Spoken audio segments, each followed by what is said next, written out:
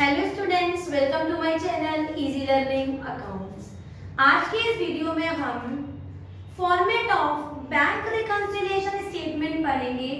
उसका एक एक पॉइंट डिस्क्राइब वे में देखेंगे कि क्या क्या आइटम्स होते हैं जो बैंक रिकंसिलिएशन स्टेटमेंट में ऐड में या फिर ऐड कॉलम में या फिर बैंक रिकंसिलिएशन स्टेटमेंट के माइनस कॉलम में दिखाते हैं। इसकी प्रिपरेशन कैसे होती है और इसकी फॉर्मेट कैसे होता है, इसको हम आज डिटेल में पढ़ेंगे। मैंने बोर्ड पे एक फॉर्मेट बना रखा है of the preparation of the bank reconciliation statement. अगर आपने मेरी लास्ट वीडियो नहीं देखी है जिसमें मैंने आपको बताया था कि बैंक रिकंसिलिएशन स्टेटमेंट क्या होता है, ये क्यों बनता है और इसके रीजंस क्या होते हैं बैंक रिकंसिलिएशन स्टेटमेंट को बनाने के, तो पहले आप मेरी लास्ट वीडियो देखिए, वीडियो नंबर 49, तभी आपको आज की वीडियो अच्छे से समझ में आएगी। मैंने एक फॉर्मेट बनाया हुआ है जिसके 3 कॉलम्स में डिवीजन किया है।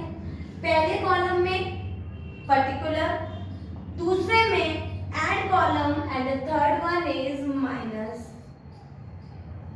हमने क्या करना है, ये जो आइटम्स मैंने लिखे हुए हैं, सबसे पहले शुरुआत की है balance as per cash. Actual में क्या होता है बेटा, बैंक रिकंसिलिएशन स्टेटमेंट को हम 4 कॉन्सेप्ट्स में पढ़ते हैं। पहला कॉन्सेप्ट होता है balance as per cash book और दूसरा होता है बैलेंस एज पर पासबुक। इसको भी हम 2 पार्ट में पढ़ते हैं, जैसे debit balance as per cash book जिसको हम फेवरेबल बैलेंस कहते हैं, और दूसरा होता है बैलेंस एज पर पासबुक। अगर ये क्रेडिट है तो ये फेवरेबल होता है, और अगर डेबिट है बैलेंस एज पर पासबुक तो उसको हम ओवरड्राफ्टिंग कहते हैं या फिर अनफेवरेबल भी कहते हैं। सिमिलरली अगर credit balance as per cash book है तो उसको भी हम ओवरड्राफ्ट बैलेंस कहते हैं, और अगर debit balance as per cash book है तो उसका अमाउंट ऐड कॉलम में लिखते हैं, और अगर credit balance as per cash book से क्वेश्चन शुरू किया है तो उसका अमाउंट माइनस में। सिमिलरली अगर हमने credit balance as per passbook शुरू किया है तो अमाउंट ऐड में, क्योंकि वो फेवरेबल होता है, और debit balance as per passbook है तो वो ओवरड्राफ्टिंग मतलब अनफेवरेबल बैलेंस होता है। ये मैंने लास्ट वीडियो में ही आपको बताया था कि कैश बुक का डेबिट पासबुक का क्रेडिट होता है और पासबुक का क्रेडिट कैश बुक का डेबिट होता है, तो इस कॉन्सेप्ट को याद रखेंगे। मैंने जो फॉर्मेट आपके लिए बनाया हुआ है वो पहले वाले पॉइंट का है। मैंने स्टार्टिंग की है debit balance as per cash book, और मैंने बताया था क्योंकि ये फेवरेबल होता है तो इसकी अमाउंट हम ऐड में लिखते हैं। तो जो फॉर्मेट मैंने बनाया हुआ है ये कैश बुक के हिसाब से बनाया है। बैलेंस हमारे पास कैश बुक का गिवन है। याद रखिएगा बेटा, अगर स्टार्टिंग कैश बुक से हुई है तो उसकी एंडिंग हमेशा पासबुक से होगी लास्ट में, और अगर पासबुक से स्टार्टिंग की है तो एंडिंग हमेशा कैश बुक से होगी लास्ट में, जो हमें लिखना होगा। तो इन कॉन्सेप्ट को समझने के बाद अब फॉर्मेट देख लेते हैं। आइटम्स जो जो ऐड किए जाएंगे अगर क्वेश्चन में है तो हम इसको याद रखेंगे। याद रखना है बस कि किसी तरह से अगर एज पर कैश बुक का क्वेश्चन है तो हमारा हाई कंसंट्रेशन केवल पासबुक पे होना चाहिए। दोबारा रिपीट करती हूँ, अगर हमने question as per cash book से शुरू किया है तो हमारी सारी कंसंट्रेशन पासबुक से होनी चाहिए। अगर पासबुक बड़ी है तो उसको ऐड में लिख देंगे, पासबुक कम हो गई है तो उसको हम माइनस में लिख देंगे। क्लियर है? तो पहला item cheque issued but not presented for payment. Cheque issue कर दिया लेकिन प्रेजेंट नहीं किया हमने पेमेंट के लिए, मतलब पासबुक बड़ी हुई है, पासबुक में से हमने कोई पेमेंट नहीं काटा है तो ऐड में आ जाएगा। Interest allowed by bank, passbook में पैसा बढ़ गया है, ऐड में लिख दिया।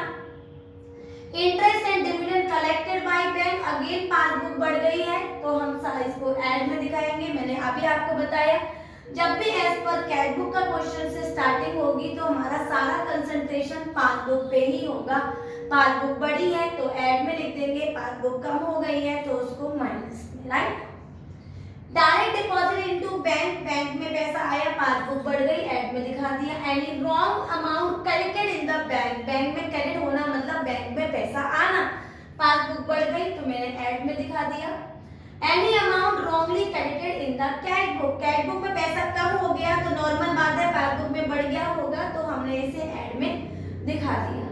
Cheque paid into bank but omitted to be entered in the cash book, bank में पैसा आ गया है लेकिन अभी कैश बुक में नहीं आया, पासबुक बढ़ गई, ऐड में दिखा दिया।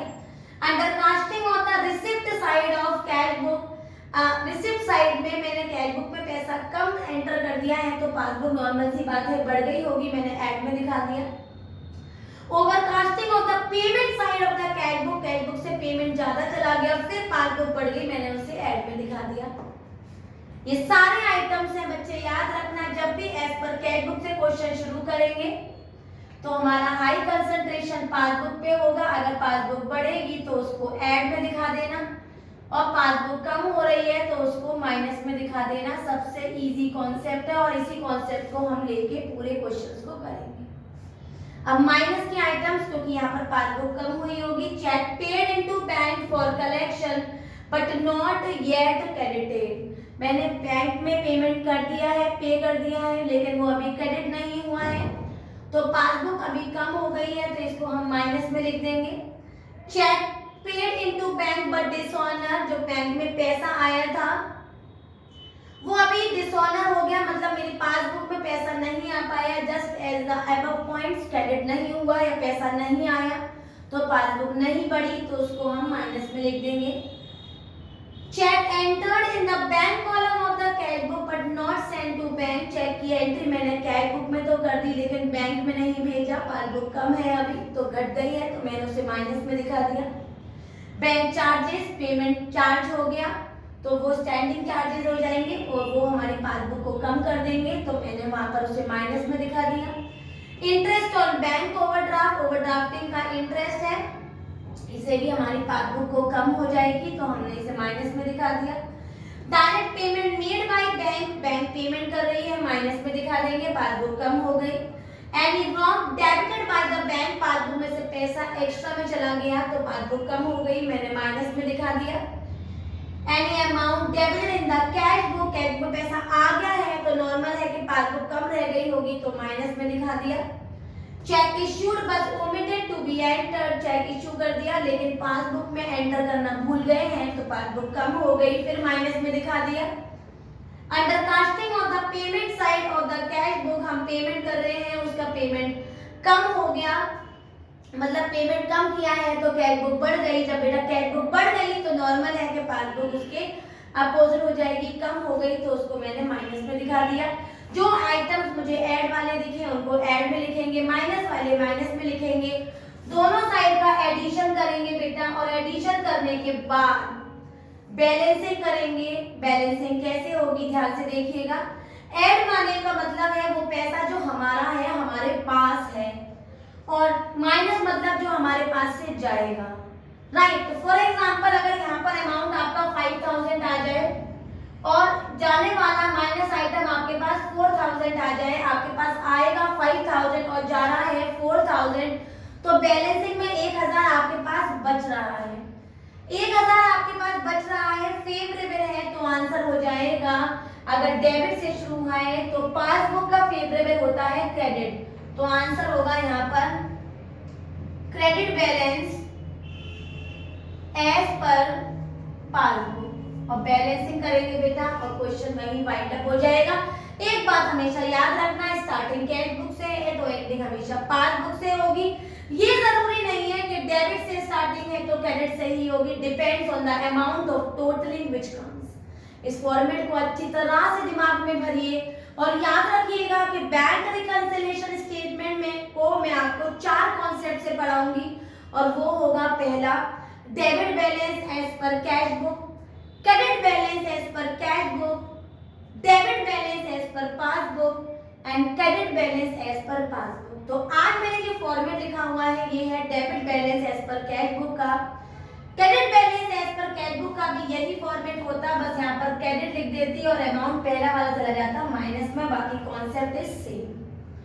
तीसरा जो मैंने वर्ड बोला वो था हमारा debit balance as per passbook. तो याद रखिएगा पासबुक में जब शुरुआत होगी क्वेश्चन की, तो जितने भी आइटम मैंने लेस में लिखवाए हैं वो सब ऐड में चले जाएंगे और जो ऐड में लिखवाए हैं वो सारे आ जाएंगे लेस में।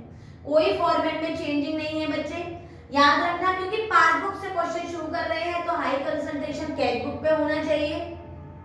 कैश बुक बढ़ रही है तो ऐड में, कैश बुक कम हो रही है तो माइनस में। तो याद रखना जितने भी लेस कॉन्सेप्ट है ये वाले एज पर पासबुक का क्वेश्चन होगा तो वो ऊपर चला जाएगा ऐड में, और ऐड वाले सारे कॉन्सेप्ट आ जाएंगे लेस में और कोई भी चेंजेस नहीं आएंगे।